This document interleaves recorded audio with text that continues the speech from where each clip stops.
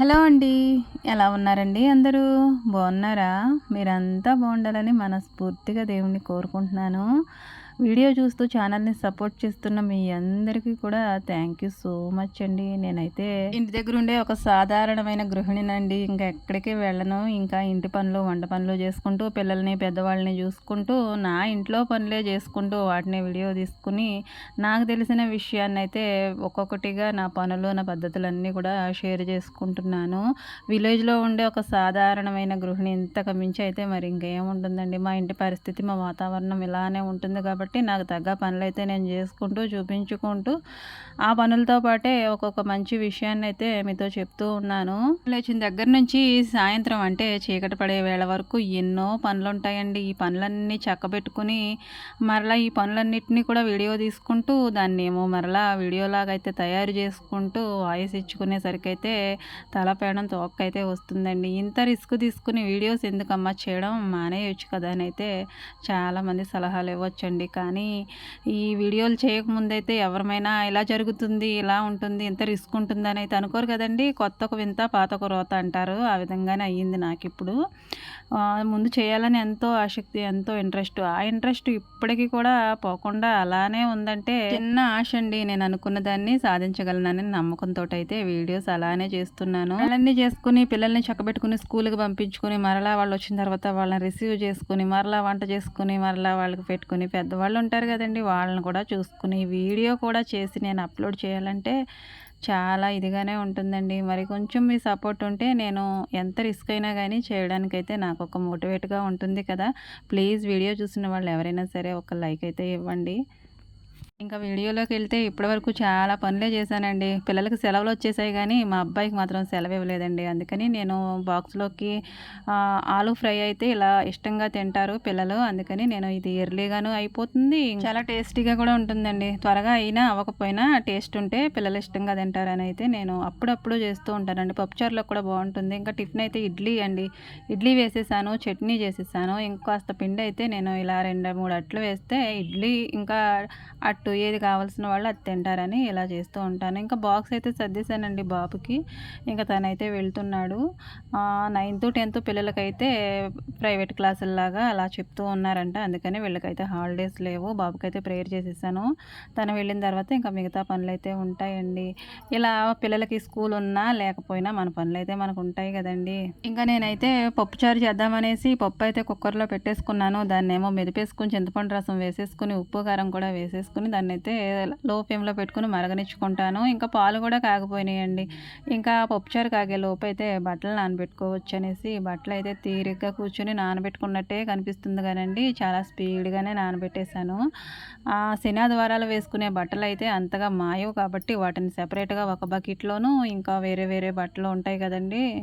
అవైతే ఇంకొక బకెట్‌లోనైతే నానబెట్టాను. ఇలా 2 బకెట్ల బట్టలు ఉతకాలి. ముందేమో పప్పుచారు అయితే తాలింపు పెట్టేసుకొని, ఆ తర్వాత బట్టలు ఉతికేద్దామనేసి ఈ వంటగదిలోకైతే వచ్చానండి. పప్పుచారేమో కాగిపోయింది. తాలింపు కూడా వేసేసుకుంటున్నాను. ఇలా నా పనులతోటైతే డైలీ మిమ్మల్ని విసిగించడం నాకు ఇష్టం లేదండి. అందుకని ఒక మంచి విషయాన్ని మీతో షేర్ చేసుకోవడానికైతే వీడియో చేశానండి. ఈ సమాజంలో మంచిగా బ్రతకాలంటే మనుషులకు కావాల్సింది ఏంటంటే డబ్బని ప్రతి ఒక్కళ్ళు కూడా అంటూ ఉంటారండి.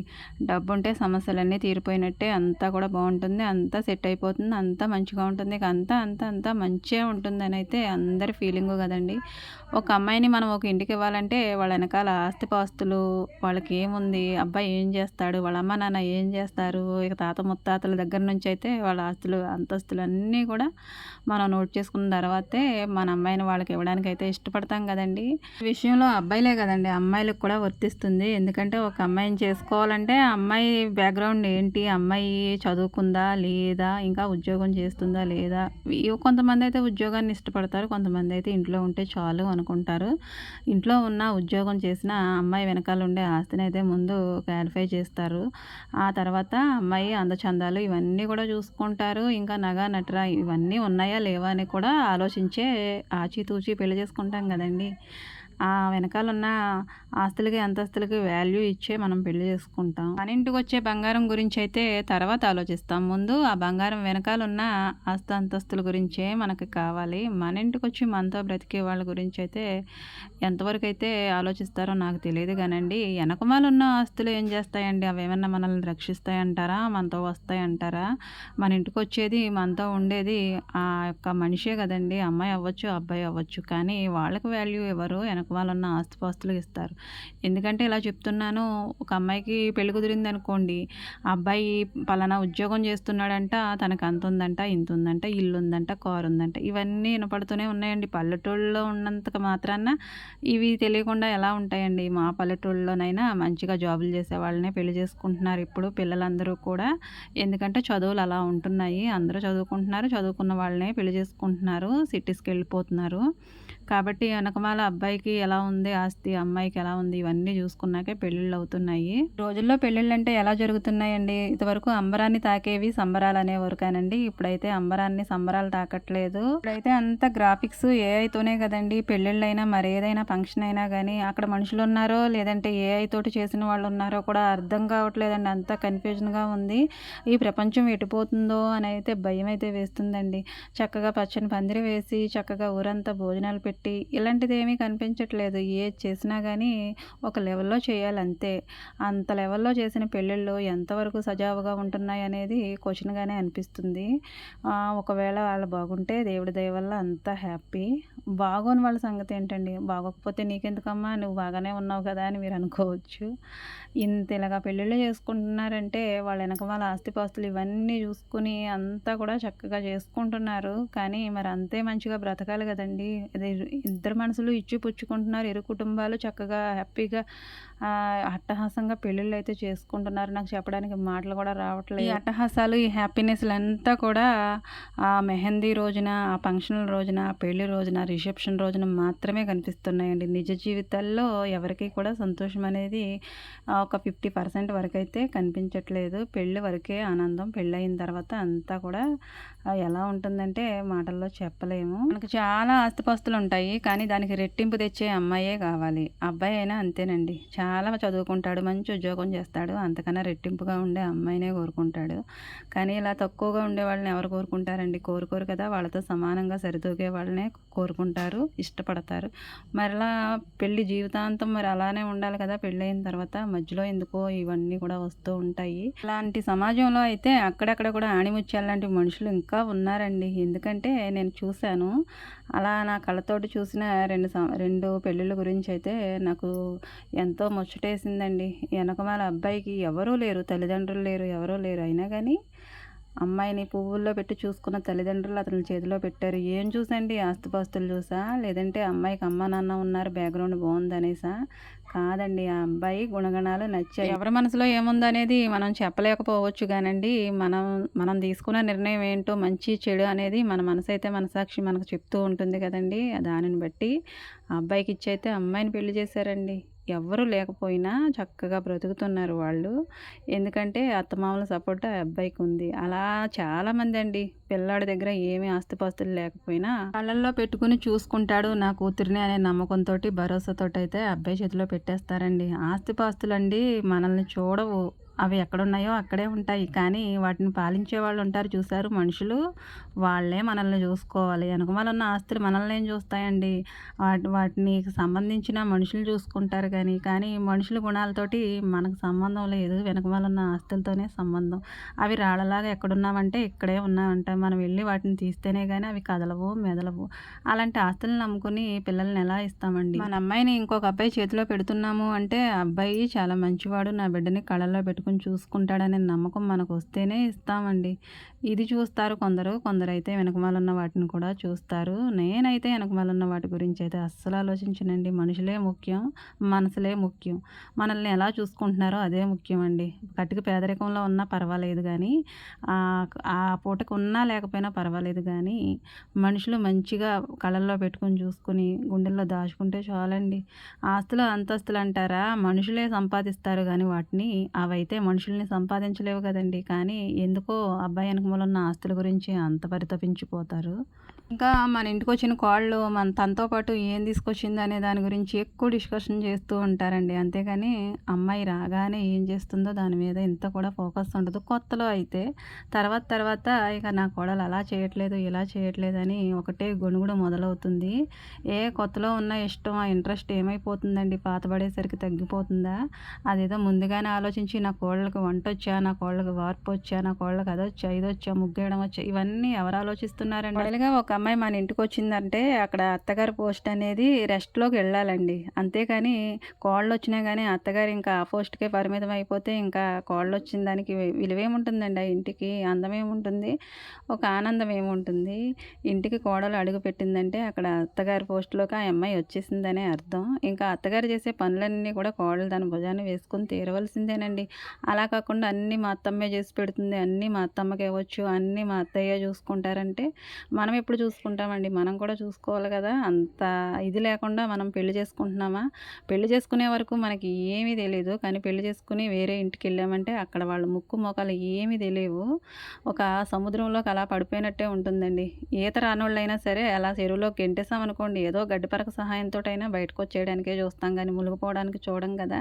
అంత మహాసముద్రం లాంటి సంసారంలోకి పడ్డం తర్వాత మనం ఎలా బ్రతకాలో ఏంటో అనేది అక్కడున్న పరిస్థితులు, పద్ధతులు ఇవే నేర్పేస్తాయండి మనకి. ఇక అక్కడ గూడా ఇమడకకుండా మన పనిలో మనమే ఉన్నామంటే ఇక జీవితానికి అర్థం పర్థం ఏముంటుందండి.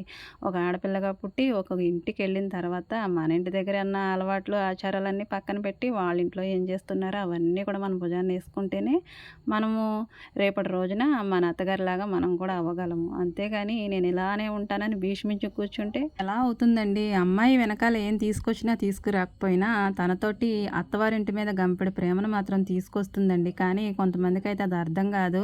అలాంటి అమ్మాయిలని అసలు పట్టించుకోరు. ఈ ప్రేమ ఎవరికి కావాలి? వెనకమాల తెచ్చిన ఆస్తుపాస్తులు కావాలన్నట్టే మాట్లాడతారు. అమ్మాయి మనకి ఆస్తులు తెచ్చయితే కంచంలో పెట్టినా మనం తినడానికి అది అవ్వదు కదండీ! ఎన్ని కోట్లు గడించినా గానండి కంచంలో మాత్రం అన్నం పెట్టుకునే తింటాం గానీ కట్టలయితే తినలేం కదా! మరి అలాంటప్పుడు ఆ కట్టల మీద ఎందుకు అంత పిచ్చి? అందంగా చక్కగా వండి పెడుతుంది, అన్నీ కూడా చేసి పెడుతుంది. అలాంటి అమ్మాయిల్ని తీసి పక్కనే పెడతారు. మనకి ఇంటికొచ్చిన అమ్మాయి అందరినీ కంటికి రెప్పలా చూసుకుని, అత్తగారంటే మనం ఎలా ఉంటున్నామో మన ఇంట్లో ఆ ప్లేస్‌లోకి వేరే అమ్మాయి వచ్చింది. నాలాగా నా కోడలు చేయగలదా? నా కోడలంతా కూడా చేతి మీద నడిపించగలదా? ఇంటిని చూసుకోగలదా? నా పద్ధతులన్నీ పాటిస్తుందా? లేదా? నా నియమాలన్నీ అనుసరిస్తుందా? లేదా? నా ఇంట్లో వాళ్ళందరినీ నాలాగా ప్రేమిస్తుందా? లేదా? అది చూసుకోవాలండి. అది అంతేగాని అమ్మాయి అద్దెచ్చిందా? ఇద్దెచ్చిందా? అనే దాని మీదే ఎక్కువ చూపిస్తూ ఉంటాము. ఆమె ఏం తెస్తే ఏంటండి? ఆమె వెనకమాల ఉన్న వాటి గురించి ఎందుకంటే ఈ రోజుల్లో మనుషుల్ని చూస్తుంటే చాలా భయంకరంగా అనిపిస్తుందండి. ఎందుకంటే వాళ్ళు మనుషులేనా నిజంగా? లేదంటే ఏఐ తోటి తయారు చేశారా అనిపిస్తుంది.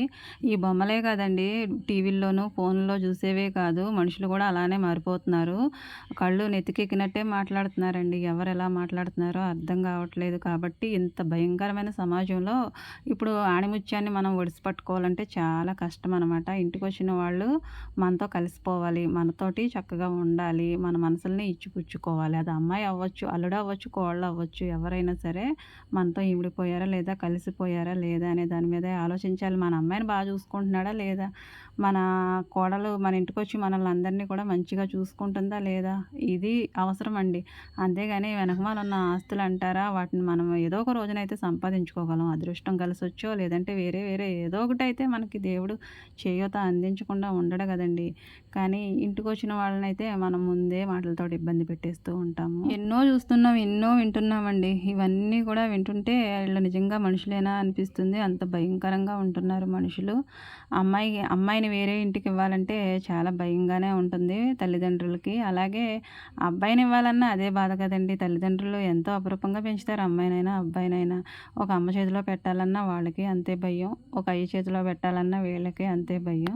ఈ భయాల మధ్యలో మరి 2 కుటుంబాలు ఒకటయ్యి పెళ్లి చేస్తున్నారంటే ఇంటికొచ్చిన వాళ్ళు ఏం తెచ్చారు? ఏంటనే దానికన్నా వాళ్ళ మనస్తత్వం ఏంటి? వాళ్ళు మనుషులుగా ఎలా ఉన్నారు? ఏంటనేదే మనకి ఎక్కువ ఇంపార్టెంట్ కదండీ! ఒకవేళ వాళ్ళు మనతోటి సరిగా ఉండట్లేదంటే కొంచెం మార్చుకోవడానికి చూడాలి. పనిపాట్లు ఏమీ రావట్లేదనుకోండి, మనకొచ్చు కదా! మన పాపలాగా మనం వాళ్ళకి నేర్పుకోవచ్చు, నేర్చుకుంటారు. ఇసుక్కొని అలా చేసి, ఇలా చేసి వాళ్ళ మనసుల్ని ఇబ్బంది ఇబ్బంది పెట్టేసి కాస్త మనతోటి నిమ్మలంగా ఎలా చేస్తే తను మన దారిలోకి వస్తుందో చెప్పుకొని చేయించుకునే వాళ్ళు కూడా ఉన్నారండి. అలా చేసుకుని కూడా సంసారాలు చక్కబెట్టుకున్న వాళ్ళు చాలామంది ఉన్నారు. ముఖ్యంగా మన ఇంటికొచ్చేవాళ్ళు తెచ్చేదానికన్నా మన ఇంటికొచ్చే అమ్మాయి గానీ, అబ్బాయి గానీ, అదే అల్లుడు గానీ, కోడలు గానీ ఎలా ఉంటున్నారనేదే మనకు ముఖ్యమండి. ముందు జీవితం వేరు, ఒంటరిగా బతుకుతారు. కానీ పెళ్లి చేసుకోబోతున్నారంటే ఎన్నో ఆశలు, ఎన్నో కలలు, కోటి కలలతోటైతే పెళ్లి చేసుకుంటారు కదండీ! కానీ కోట్లు తేవాలని ఎవరికుండదండి, అందరికీ ఉంటుంది. ఆ కోట్లు తెచ్చే వాళ్ళకన్నా కళ్ళల్లో పెట్టి చూసుకునే వాళ్ళే ముఖ్యం కదండీ! కోట్లు మనం సంపాదించుకుంటే అవే వస్తాయి. కానీ కళ్ళల్లో పెట్టి చూసుకునే వాళ్ళు దొరకడం చాలా కష్టమండి. అలాంటి వాళ్ళు వచ్చినప్పుడు వాళ్ళని మిస్ చేసుకోవడం అవివేకమే అవుతుంది. పెళ్లి కాకముందు ఒక్కళ్ళుగా ఉంటాము. ఇద్దరుగా అవ్వాలంటే ఎన్నో ఆశలు పెట్టుకునే కదండీ పెళ్లి చేసుకుంటాము. అన్ని ఆశలతోటి మనం అనుకున్నట్టుగానే పెళ్లి జరుగుతుంది. అనుకున్నట్టుగానే ఉద్యోగస్తురాలిని చేసుకోవచ్చు, ఉద్యోగస్తుడిని చేసుకోవచ్చు. తను అనుకున్న కల నెరవేరిందని తెగ సంబరపడిపోవచ్చండి. కానీ అంతకన్నా ముఖ్యంగా కావాల్సింది ఏంటంటే తన మనసులోనూ మన స్థానం ఏంటి, ఆ స్థానానికి తన మనసులో ఎలాంటి విలువ ఉంది ఏంటనేది ముఖ్యం కదండి.